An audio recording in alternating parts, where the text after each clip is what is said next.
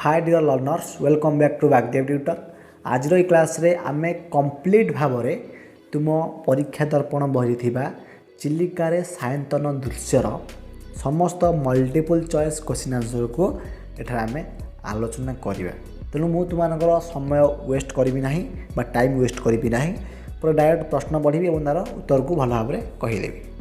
तेणु क्लास को आरंभ करने पूर्व जो मैंने वाग्देव ट्यूटर नुआ अच्छा से ही वाग्देव ट्यूटर यूट्यूब चैनल को सब्सक्राइब कर दिंतु जहाँद्वारा रेगुलर एठारे तुम्हें क्लास देखिपर और सांग सहित क्लास टी सेयार कर दिंतु जहाँद्वारा समस्त क्लास टी देखिपारे। तेणु चलतु क्लास आरंभ करवा। प्रथम प्रश्न लक्ष्य कर। प्रश्न देला जे चिलिकार सायंतन दृश्य कवितार कवि क्यों समय कथाटा को वर्णना कर प्रभात ना अपराह्न ना संध्या ना मध्याह्न। राइट आंसर हो संध्या। संध्या समय दृश्यटा को एठारे कवि वर्णना कर। सेकंड क्वेश्चन देख। प्राची मूल कहार छायाचित्र देखा जाउथिला। तले प्राची मूल कहार छायाचित्र देखा जाउथिला मीनजीवी नाबंकर कार ना मीनजीवी नाबंकर छायाचित्र देखा जाउथिला। समुद्र मुहाणरू माछ धरी धीवर माने क्यों कथा भाभी फेरुथिले। कौ कथा ना गृह कथा माने घर कथा भाविकी फेरुथिले। भालेरी पर्वत चिलिकार क्यों दिगरे अवस्थित। भालेरी पर्वतटा चिलिकार क्यों दिगरे अवस्थित ना आंसर हम पश्चिम दिगरे अवस्थित अटे। यहाँ नेक्स्ट क्वेश्चन देख। आसंती पट्टिका मोहल्ला से टेकी एठारे केउ मानकु उल्लसित होबार देखि कवि कहिसंती बा कवि देखिसंती ना धीवर मानकु। काहाकु धीवर मानकु। मन रख बहुत इंपोर्टेंट क्वेश्चन टे। कवि काहाकु उल्लासर आत्मा बोली कहिसंती। आंसर देख कवि गीततानकु उल्लासर आत्मा बोली कहिसंती। दिगंगनांक दुकुल सहित काहाकु तुलना करा जायछि। आंसर हम ज्योत्स्ना को तुलना करा जायछि। दिगंगनांक उद्देश्य रे क्यों शब्द व्यवहार करा जायछि। आंसर मधुर हासिनी। दिगंगनांक उद्देश्य रे मधुर हासिनी शब्द को व्यवहार करा जायछि। संगीत आवेश रे मन केउठी विचरण करे। आंसर अतीन्द्रिय देश रे। संगीत आवेशन रे मन अतीन्द्रिय देश रे विचरण करे। यहाँ पर देख 10 नंबर प्रश्न को। संगीत आवेश किए अतीन्द्रिय देश में विचरण करे। आंसर हम मन। से क्वेश्चन टी बुले पचारा। धन्य रथे एठारे रथे बोली क्या संबोधन कराई। आंसर बलदेव रथ को एठारे रथे बोली संबोधन कराई। मृत्युंजय तुम्भे उत्कल भुवने एक कवि क्या उद्देश्य कहते। आंसर बलदेव रथ उद्देश्य कहते। मीन आकर्षण आशारे पोतपाल कौन करे। बोले मीन आकर्षण आशारे पोतपाल कौन करे ना मशाल जलाए। कौन कराए मशाल जलाए। तरणी रे जाउथिया मशाल को कवि क्या सहित तुलना करिसंती ना पाप मूर्ति सहित तुलना कर। बहुत इंपोर्टेंट क्वेश्चन। पाप मूर्ति सहित तुलना कर। अज्ञान केउठारे पड़े। आंसर पाप गर्भरे अज्ञान पड़े। ताले डी से क्वेश्चन टा आउथरे बुले पचारला। अज्ञान जो पाप गर्भरे किए पड़े ना अज्ञान। मशाल देखी मीन माने केउठा को डेई बोली कह जायछि। आंसर तरी गर्भ को डेई बोली कह जायछि। मीन माने केउठा को डेई प्राण हराउथिले ना तरी गर्भ को मीन माने डेई की प्राण हराउथिले। यहाँ पर देखो नेक्स्ट क्वेश्चन को।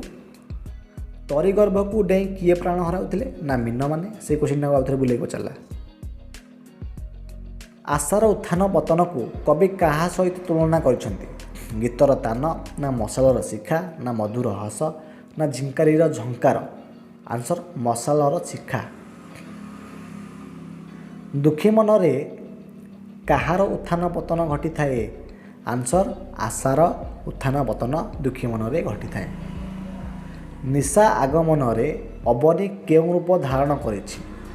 आंसर हम निशा आगमन रे अबनी निश्चल रूप धारण करिछि।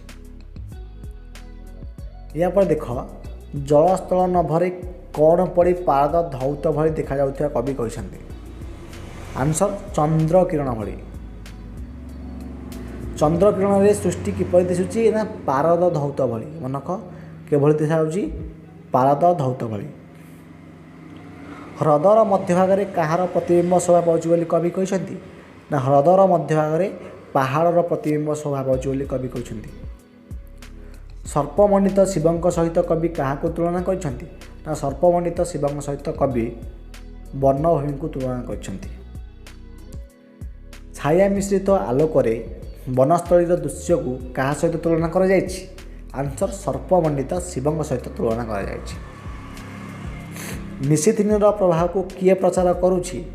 ଆନ୍ସର୍ ଝିଙ୍କାରେ ଝଙ୍କାର ନିଶିଦିନର ପ୍ରଭାବକୁ ପ୍ରଚାର କରୁଛି। ଏହାପରେ ଦେଖ 29 ନମ୍ବର ପ୍ରଶ୍ନ।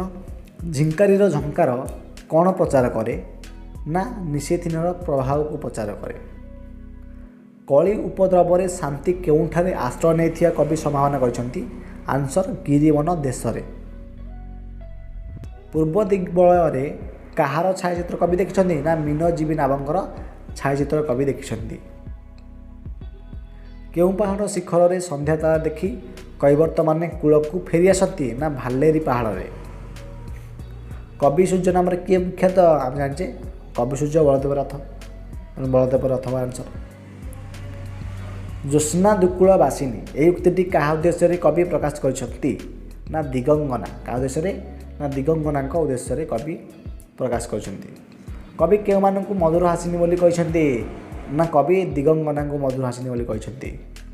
କବି ରାଧାନାଥ ପ୍ରକୃତିକୁ କେଉଁ ରୂପରେ ଦେଖିଛନ୍ତି? ନା ନାୟିକା ପ୍ରକୃତିରେ ଦେଖିଛନ୍ତି। ମାତ୍ର ଯଶ ଦେହେ ତୁମ୍ଭେ ଆୟୁଷ୍ମାନ ହେଲେ ଏଇ ଯେଉଁ ଉକ୍ତିଟି କାହାକୁ ଲକ୍ଷ୍ୟ କରି କୁହାଯାଇଛି? ନା କବି ସୂର୍ଯ୍ୟଙ୍କୁ ଲକ୍ଷ୍ୟ କରିକି କୁହାଯାଇଛି। ଚିଲିକାରେ ସାୟନ୍ତନ ଦୃଶ୍ୟ କବିତାଟି କେଉଁ କାବ୍ୟର ଅଂଶବିଶେଷ? ଆନ୍ସର୍ ଚିଲିକା କାବ୍ୟର ଅଂଶବିଶେଷ। କେଉଁ କଥା ଶୂନ୍ୟରେ ଚାଲିଯିବା କଥା କୁହାଯାଇଛି? ନା ମନ କଥା ଶୂନ୍ୟରେ ଚାଲିଯିବା କଥା କୁହାଯାଇଛି।